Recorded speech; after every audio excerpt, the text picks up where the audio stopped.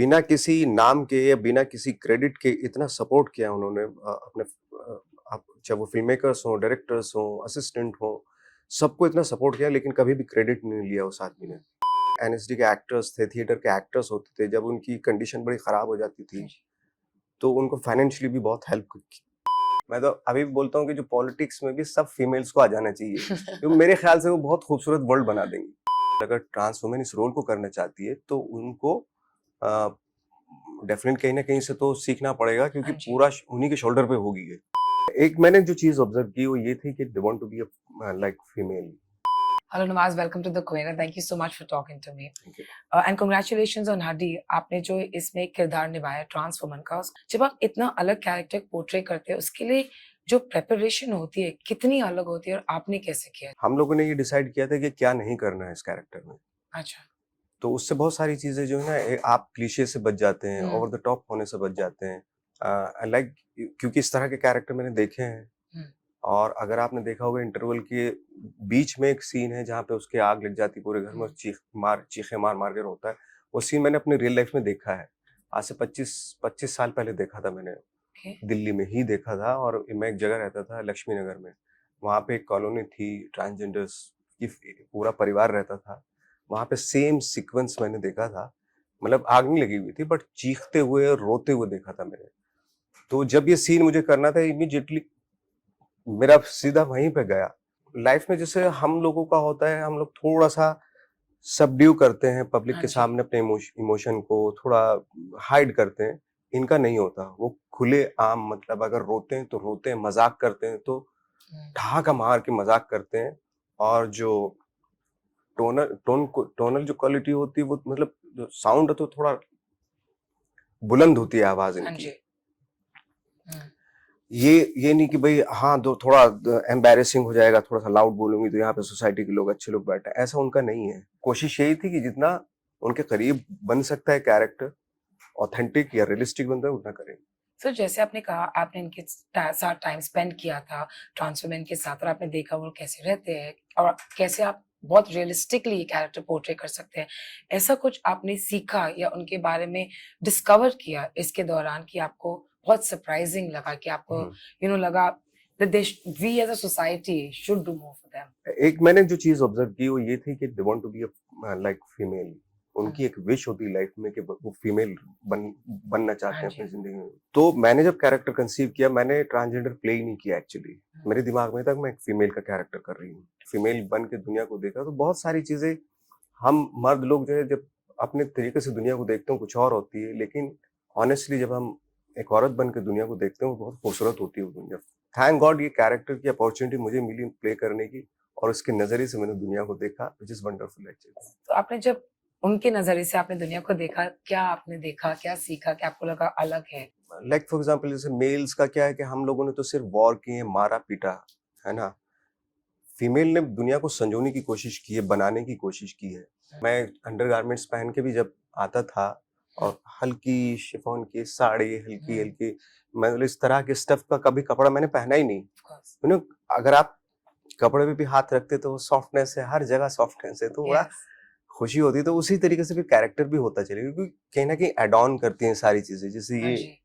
इस तरह का कपड़ा है, हुँ। मैं रियल लाइफ में ऐसे मैं मैंने इसकी शर्ट भी नहीं बनवा सकता मैं। हाँ जी। लेकिन जब पूरा गाउन पहना मैंने और हाथ लगा के देखा कि हर चीज़ एक सॉफ्टनेस लिए हुए होती है, यू हुँ, नो एक कलरफुल वर्ल्ड होता है, एक खूबसूरत चीज़ें होती हैं सारी, तो वो नज़रिया देखने का मौका मिला मुझे। जैसे मैं तो अभी भी बोलता हूँ कि जो पॉलिटिक्स में भी सब फीमेल्स को आ जाना चाहिए, क्योंकि मेरे ख्याल से वो बहुत खूबसूरत वर्ल्ड बना देंगी। सर हाल ही में जब आप ट्रांस वुमन का रोल प्ले कर रहे हो और जभी भी कोई एक ऐसा कैरेक्टर मूवी में या तो सीरीज में होता है, एक बात चालू हो जाती है और उसके बारे में बहुत बातें होती है कि जभी भी ट्रांस वुमन या से गे कैरेक्टर पोर्ट्रे होता है ऑन स्क्रीन, उनको कास्ट करना चाहिए लीड में। आपका ये पर्सनल ओपिनियन क्या है इसके बारे में सर, रिप्रेजेंटेशन के बारे में? मेरी पर्सनल ओपिनियन ये है कि देखिए हर चीज़ की एक मास्टरी होती है, हर चीज़ में एक एजुकेशन हुँ, होती है।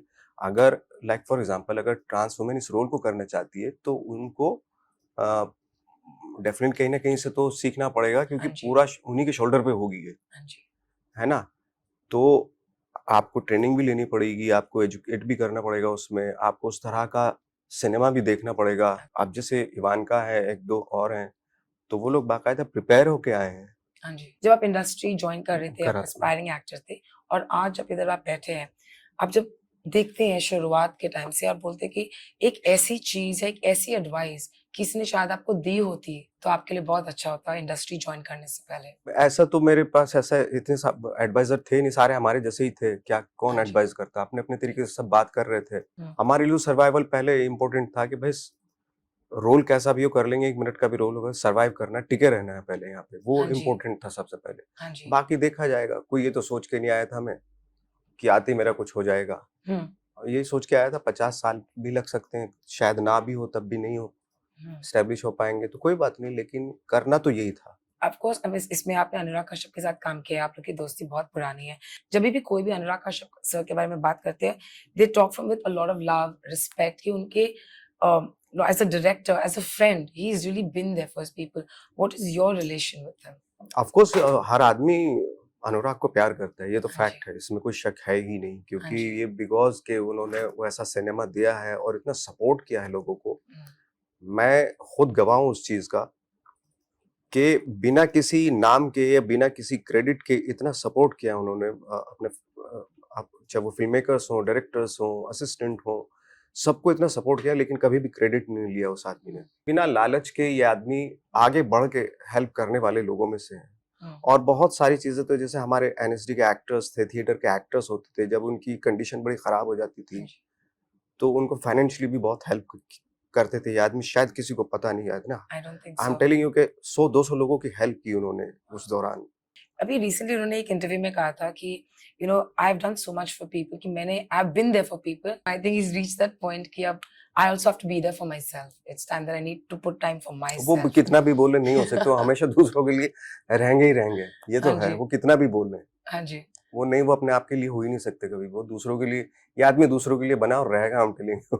नेचर उनका नेचर में है वो नेचर थोड़े ना बदल सकते हैं वो। We live in a world of social media और इसके जो प्रोज है वो कॉन्स है। As a celebrity, as a public figure, जब there are always things spoken about us, good, bad, ugly, and all the time it's there, right?